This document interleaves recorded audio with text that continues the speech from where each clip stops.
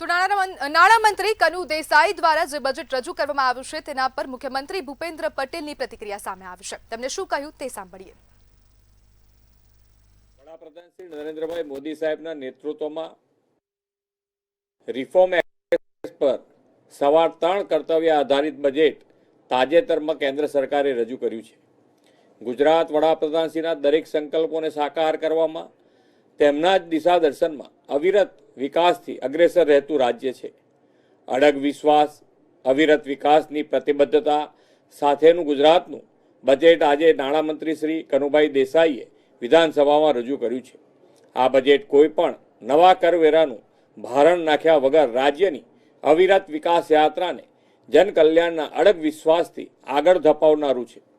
આજે રજૂ થયેલું બજેટ વિશ્વાસ આધારિત શાસન અને માનવ કેન્દ્રિત આર્થિક માળખાનું વિઝન પાર પાડનારું છે એમ હું સ્પષ્ટ માનું છું. સમાજના દરેક વર્ગો, ખાસ કરીને જ્ઞાન એટલે કે ગરીબ, યુવા, અન્નદાતા અને નારી શક્તિના એમ્પાવરમેન્ટ પર આ બજેટમાં વિશેષ ધ્યાન કેન્દ્રિત કરવામાં આવ્યું છે. 2026-27ના બજેટનું કદ 4,08,000 કરોડનું છે, એટલે કે ગયા વર્ષ કરતાં 10.2% વધારાનું આ બજેટ સાઇઝ થઈ છે. બજેટના કુલ ખર્ચના 65% વિકાસલક્ષી ખર્ચ માટે ફાળવ્યા છે. એટલું જ નહીં, સામાજિક સુરક્ષા, માનવ સંસાધન વિકાસ, માળખાકીય સુવિધાઓ તથા આર્થિક વિકાસ અને ગ્રીન ગ્રોથ એમ 5 સ્તંભ પર આધારિત આ બજેટ છે. Education, sports, art and culture માટે 20% એટલે કે 64,000 કરોડથી વધુ રૂપિયા ફાળવ્યા છે. શિક્ષિત, સજ્જ, ઉત્કૃષ્ટ અને ભવિષ્ય માટે તૈયાર યુવા શક્તિના નિર્માણ માટે બજેટમાં નમો ગુજરાત કૌશલ્ય અને રોજગાર મિશન માટે 226 કરોડ રૂપિયાનું પ્રાવધાન કર્યું છે. આરોગ્ય, સુખાકારી, સામાજિક સેવાઓ માટે 19% તેમજ કૃષિ, સિંચાઈ, પાણી માટે, શહેરી વિકાસ માટે 11%ની ફાળવણી થઈ છે. તે સૌના સાથ, સૌના વિકાસની વડાપ્રધાનશ્રીની નેમ સાકાર કરશે. આ વર્ષે કેપિટલ એક્સપેન્ડિચર માટે 39% રકમ ફાળવવામાં આવી છે.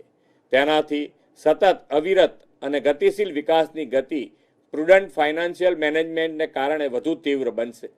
વડાપ્રધાન શ્રી મોદી સાહેબે ગ્રીન ગ્રોથ માટે કરેલા આહવાનને ઝીલી લઈને આ વર્ષના બજેટમાં 15,000 કરોડથી વધુની રકમ ગ્રીન બજેટના ભાગરૂપે ફાળવી છે.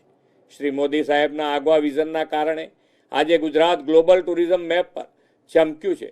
પ્રવાસન ક્ષેત્રને વધુ નવી ઊંચાઈ મળે તે માટે વર્ષ 2026ને ગુજરાત પ્રવાસન વર્ષ તરીકે જાહેર કરીને 6500 કરોડ રૂપિયાની બજેટ જોગવાઈ કરી છે. ભગવાન બિરસા મુંડાની 150મી જન્મ જયંતિની ઉજવણીના વર્ષમાં આદિવાસી વિસ્તારોને વિકાસની મુખ્ય ધારામાં લાવવા 35,000 કરોડથી વધુ રૂપિયા ફાળવ્યા છે.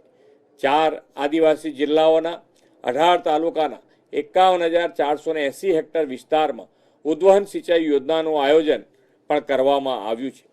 આદિવાસી યુવાનોને ઘર આંગણે રોજગાર અવસર માટે આદિવાસી વિસ્તારોમાં 5 નવી જીઆઈડીસી સ્થાપના કરવામાં આવશે. આદરણીય વડાપ્રધાન શ્રી નરેન્દ્રભાઈ મોદી અને કેન્દ્રીય ગૃહ તથા પ્રથમ સહકારિતા મંત્રી શ્રી અમિતભાઈ શાહના પ્રયાસોના પરિણામે અમદાવાદને કોમનવેલ્થ ગેમની યજમાનીનો અવસર મળ્યો છે. આ માટે સ્પોર્ટ્સ ઇન્ફ્રાસ્ટ્રક્ચર અને આધુનિક પરિવહન સેવાઓ સાથે ઓલિમ્પિક રેડી અમદાવાદ માટે 1200 કરોડથી વધુ રૂપિયાની ફાળવણી આ બજેટમાં કરી છે. રાજ્યમાં ફ્યુચર રેડી ઇન્ફ્રાસ્ટ્રક્ચરના નિર્માણ માટે ગુજરાત હાઈસ્પીડ કોરિડોરમાં રૂપિયા 800 કરોડના રોકાણ દ્વારા નેક્સ્ટ જનરેશન કનેક્ટિવિટીનું નિર્માણ થશે. ક્લાઇમેટ રેઝિલન્ટ અને ન્યૂ ટેકનોલોજીનો માર્ગ માટે 600 કરોડ રૂપિયાની ફાળવણી કરવામાં આવી છે. હવેનો સમય એઆઈ અને ડીપ ટેકનો યુગ છે.